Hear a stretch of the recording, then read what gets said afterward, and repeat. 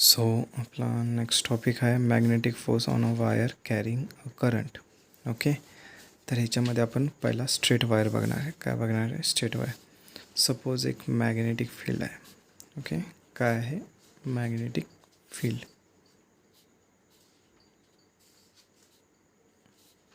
ही magnetic field कशी आहे? Magnetic field कशी आहे? आउट येणार आहे, बाहेर. कशी आहे? आउट, बाहेर जाणारी. सपोज एक वायर आहे. ओके, ह्याच्यामधून काय होतं आहे? फ्लो होतं, करंट फ्लो होतं आहे. बरं, करंटचं डायरेक्शन पण सांगतो. ह्या डायरेक्शननं आहे करंट. काय आहे? ह्या डायरेक्शननं करंट आहे. ओके, ह्या डायरेक्शननं करंट आहे. बरं, करंट ह्या डायरेक्शन असणार तर इलेक्ट्रॉन्स आपले कुठल्या अपोजिट डायरेक्शननं मूव्ह होतात. काय होतात? इलेक्ट्रॉन्स हे अपोजिट डायरेक्शननं मूव्ह होतात. हे माहिती आहे ना? बरं, वायर करंटमध्ये कशामुळे होतं? Due to flow of charges. Okay, flow of charge कोणता? इलेक्ट्रॉन. जे करंटचं डायरेक्शन असतं त्याच्या अपोजिट इलेक्ट्रॉनचं डायरेक्शन असतं. हे क्लिअर आहे ना आपल्याला? ओके, सो करंटचं डायरेक्शन माझं हे आहे, खरं इलेक्ट्रॉनचं डायरेक्शन हे आहे.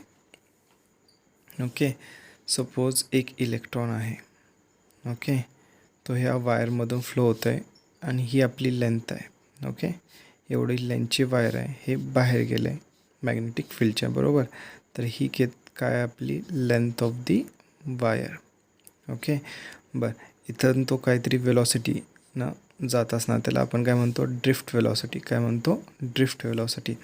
बरं, वेलॉसिटीचा फॉर्म्युला काय आहे? Velocity is equal to distance upon time. काय असतं? Distance upon time. Suppose L distance travel केलं तर V T is equal to L by T, बरोबर. मग असं लिहू शकतो, T is equal to L by V D. T is equal to L by V D. Okay, समजलं आहे सगळ्यांना हे? ओके, बरं, आपल्याला अजून एक इक्वेशन माहिती आहे. I is equal to Q by T, that is charge per unit time. I is equal to Q by T. बरं, ह्याच्यातनं मी असं लिहू शकतो, क्यू चार्ज किती असणार आहे माझा? आय इंटू टी, बरोबर. बट टीची व्हॅल्यू आपण काढलेली किती आहे? L by V D. L by V D इथं पुट करतो तर टोटल चार्ज किती असणार माझा? I L by V D. काय असणार? I L by V D. हे समजलं? हे आपलं फर्स्ट इक्वेशन. बरं, आता हा चार्ज काय म्हणतो आहे? मूव्ह करतो आहे मॅग्नेटिक फील्डमध्ये. स्टेशनरी असता तर मॅग्नेटिक फोर्स लागला नसता, बरोबर. खरं हे काय? मूव्हिंग चार्ज आहे. मूव्हिंग चार्जवर फोर्स ॲक्ट होणार. ओके, तर आत्ता बघा, मॅग्नेटिक फील्ड कशी अशी बाहेर येते. कशी येते? अशी बाहेर येते, बरोबर. आपला चार्ज कुठं? ह्या बाजूला मूव्ह करतो आहे. ओके, तर आपले फिंगर्स कसे असणार बघा. माझी मॅग्नेटिक फील्ड, फिंगर्स असतात ते माझे काय सांगतात? Magnetic field. आणि थंब काय सांगतो? Direction of current, direction of charge. काय सांगतो? Direction of charge. तर माझे फोर्स कुठं लागणार? असा. फोर्स कुठं लागणार? असा. बट इलेक्ट्रॉन आहे. काय? इलेक्ट्रॉन. तर फोर्स कुठं लागणार? ह्याचा अपोजिट साईडला. जे आपले डायरेक्शन झालेलं असतं त्याच्या अपोजिट साईडला फोर्स ह्या डायरेक्शनला लागणार आपला. एफ एम, बरोबर. F M. तर फोर्स किती असतो आपला? Force F M is equal to Q into V bar cross B bar एवढा असतो.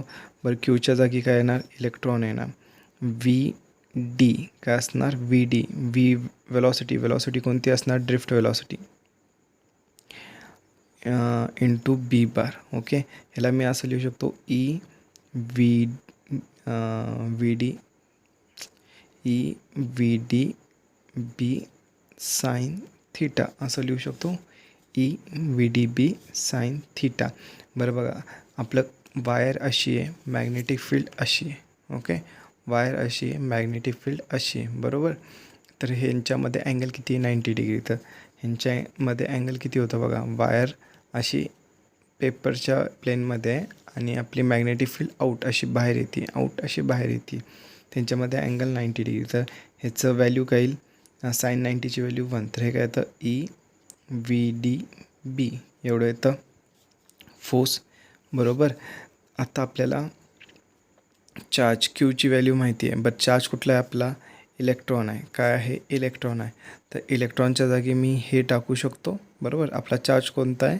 इलेक्ट्रॉन आहे. तर मी इलेक्ट्रॉनच्या जागी हे टाकू शकतो. तो FM इज इक्वल टू काय येतं बघा, ईच्या जागी काय येणार? IL/VD. बरं, ईच्या जागी आलं, त्याच्यानंतर VD/B sine theta, VD cross. तर हे किती येतं? IL/B, फक्त IL/B साइन थीटा येणार नाही. इथं आपलं साइन थीटा कट होतं तुम्हाला सांगितलं तर. फक्त IL/B येणार. तर फोर्स, मॅग्नेटिक फोर्स किती येतं? ह्याला आपण IL/B म्हणू और BIL म्हणा, बिल. ओके, लक्षात ठेवायचं असेल तर बिल. कशावर? On wire carrying current. On wire carrying current, समजलं. आणि हे फॉर्म्युला कशासाठी आहे? स्ट्रेट वायरसाठी. कशासाठी आहे? स्ट्रेट वायरसाठी. ओके, ह्याला आपण असं पण लिहू शकतो, FM is equal to, okay, I constant L bar cross B bar. कसं लिहू शकतो? I constant L bar cross B bar in terms of vector.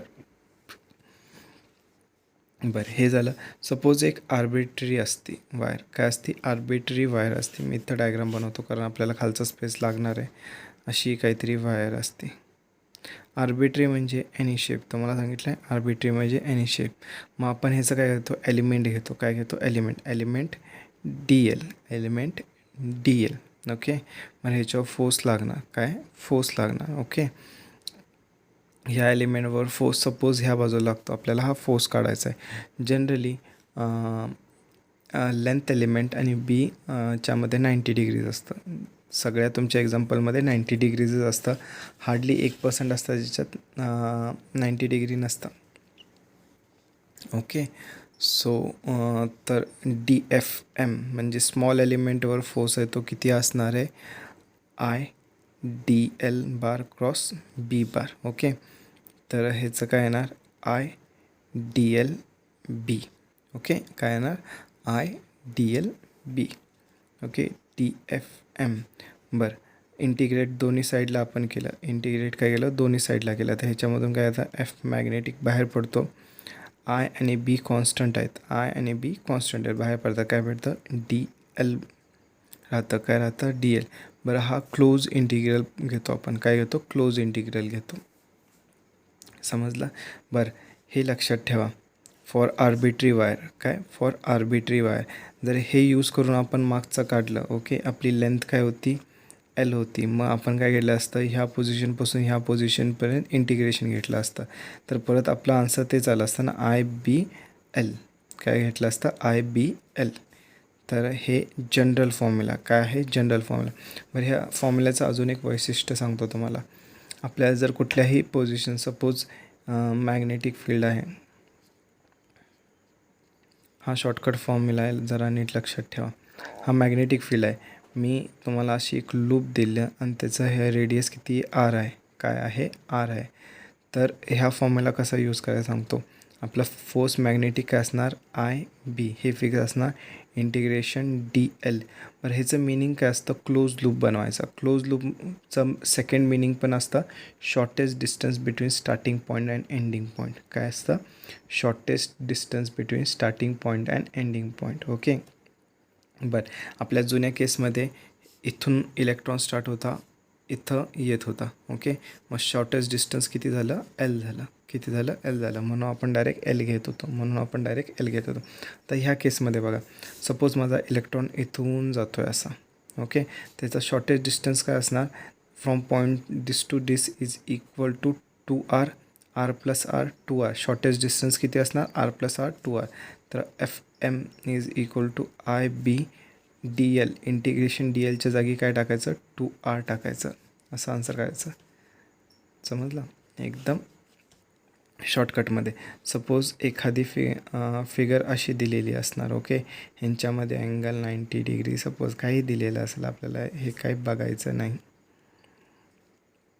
आणि त्यांनी दिले ह्या पॉईंटपासून ह्या पॉईंटपर्यंत, अशी फिगर दिलेली असेल, ह्यांच्यामधला अँगल 90 डिग्री दिला असेल आणि ह्या पॉईंटपासून ह्या पॉईंटपर्यंत तुम्हाला जर व्हॅल्यू डी दिलेली असेल, काय दिली असेल, डी और चला बी दिलेली असेल, तर आपला FM काय येईल, स्टार्टिंग पॉईंट हा, एंडिंग पॉईंट हा, तर काय येतं IB इंटू स्मॉल बी, IB इंटू स्मॉल बी, हा आपला FMची व्हॅल्यू येते. म्हणजे शॉर्टेस्ट डिस्टन्स असतं. काय असतं, शॉर्टेस्ट डिस्टन्स असतं. समजला? आय होप हा पॉईंट तुम्हाला समजला असणार. बरं, ह्याच्यामध्ये अजून एक पॉईंट आहे, तो पण तुम्हाला सांगतो. Force acting on a close loop. जर एखादं क्लोज लूप असलं, ओके, काय, force acting on close loop, okay, एखादं क्लोज लूप असलं आणि ह्याच्यामध्ये अँटी क्लॉकवाईज डायरेक्शनमध्ये करंट फ्लो होतो आहे. ओके, काय होतं आहे, अँटी क्लॉकवाईज डायरेक्शनमध्ये करंट फ्लो होतं आहे आणि आपली मॅग्नेटिक फील्ड कशी आहे, आत जाते. तुम्ही तुमच्या बुकमध्ये जर आऊट दिली असेल, आऊट घ्या, काही फरक पडत नाही, नुसता डायरेक्शन चेंज होणार आहे, बाकी काय असं मोठा फरक पडत नाही. ही डायरेक्शननं आपल्याला जरा डायरेक्शन दाखवायला जरा बरं पडतं. बरं, जर आपण ह्या वायरवर बघितलं, ओके, कोणत्या वायरवर बघायचं, ह्या वायरवर बघितलं, ओके, तर बघा मॅग्नेटिक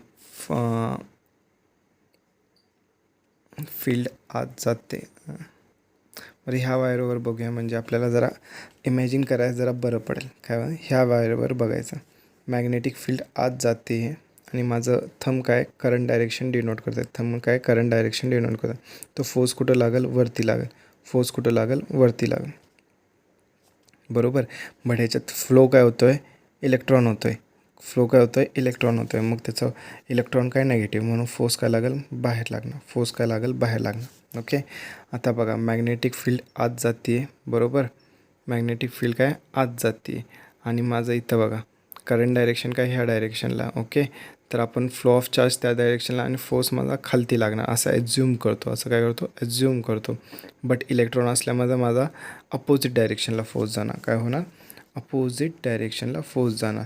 तर इथला फोर्स आणि इथला फोर्स अपोजिट डायरेक्शनला असणार. सेम इथला पण फोर्स आणि इथला पण फोर्स अपोजिट डायरेक्शन असला. आता प्रत्येक फोर्समध्ये same amount of magnetic field आहे, बरोबर. फोर्सचा फॉर्म्युला आहे 4 इज इक्वल टू IBL, काय, IBL. बस same amount of magnetic field आहे, सेम अमाऊंट ऑफ करंट आहे, बरोबर. इथली लेंथ आणि इथली लेंथ पण सेम आहे, म्हणजे हे दोन फोर्सेस सेम असतील, इथली लेंथ आणि इथली लेंथ पण सेम, म्हणून हे दोन फोर्सेस पण सिमिलर असतील. म्हणून हे काय होतात, हा फोर्स ह्या फोर्सला कॅन्सल आउट करतो, हा फोर्स ह्या फोर्सला कॅन्सल आउट करतो. बरं, सेकंड पद्धतीनं आपण बघूया. आपण हा बघितला तर IBDL, बरोबर, IBDL. बरं, ह्याच्यामध्ये काय होतं आहे बघा, मी काय सांगितलं तर स्टार्टिंग पोझिशनपासून एंड पोझिशनमध्ये शॉर्टेस्ट डिस्टन्स बघायचा. बरं, ही माझी स्टार्टिंग पोझिशन धरली, तर इथून इथं गेलो, इथून इथं गेलो, इथून इथं गेलो, इथनं इथं आलो परत. ह्या स्टार्टिंग पोझिशन आणि एंड पोझिशनमध्ये शॉर्टेस्ट डिस्टन्स काय आपला 0 आहे, काय आहे, 0 आहे. मग F काय होतं, 0 होऊन जातो. म्हणून current loop, constant current loop placed in a constant magnetic field have zero magnetic effect. I hope तुम्हाला हे पॉईंट समजले असतील. नेक्स्ट लेक्चरला आपण टॉर्कचं बघूया. Okay, bye.